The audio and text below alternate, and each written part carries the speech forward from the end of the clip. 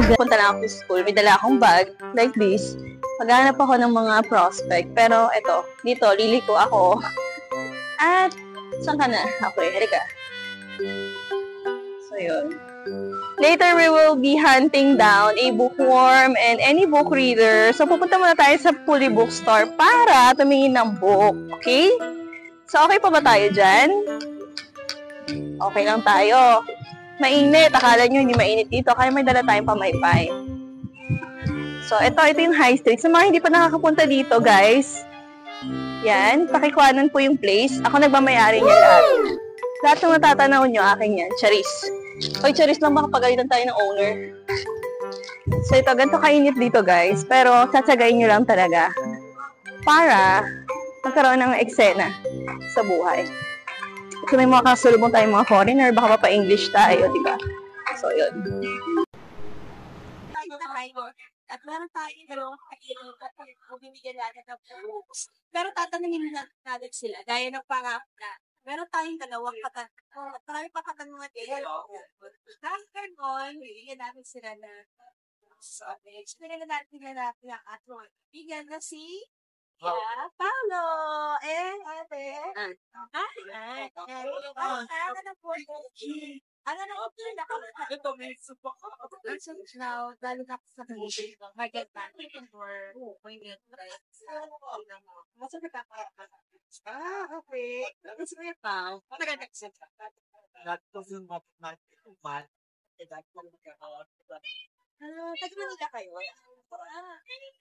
so this is nag-start ko ano yung report sa that's 6 months 6 months na okay.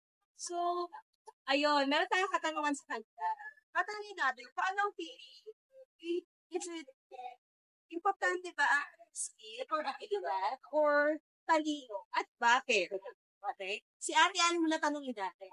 Ate Ann, ano bang importante sa'yo? Dapat ba may skill or dapat matalino? Okay, bakit? At dahil? Kasi nakita lang, may isa sa akin, so meron ba ito? Sa trabaho, kapag skills naman, siyempre, kung matutunan yung service ko rin sa trabaho, kapag may skills na, para sa akin lang. Ako skills matalino, pero para sa akin yung may skills tayo. Kasi yung skills, sabihin natin hindi ka matalino, pero kung nag-aralan mo yung sabay yung saan ka makakita mo? May gamit mo yun. Bigay ko for example. Ayan. Sunod na sinabi ni Ate. Tama yun, guys.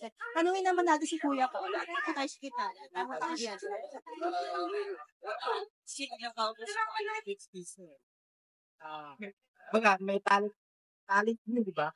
Marami nga din ang talent mo. So, ma-apply natin sa trabaho, makakuha natin pag-aaralan sa atin.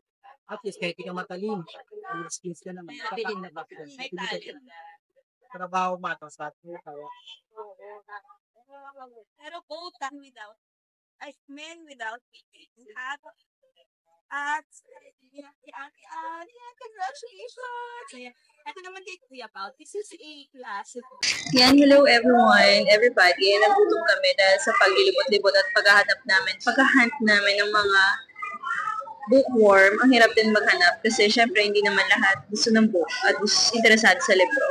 Pero dahil dyan nagutom kami, pero share ko lang, nakabili ako ng libro sa Fully Book. Papakita ko lang. Isa ito sa mga paborito ko at gusto kong bilhin.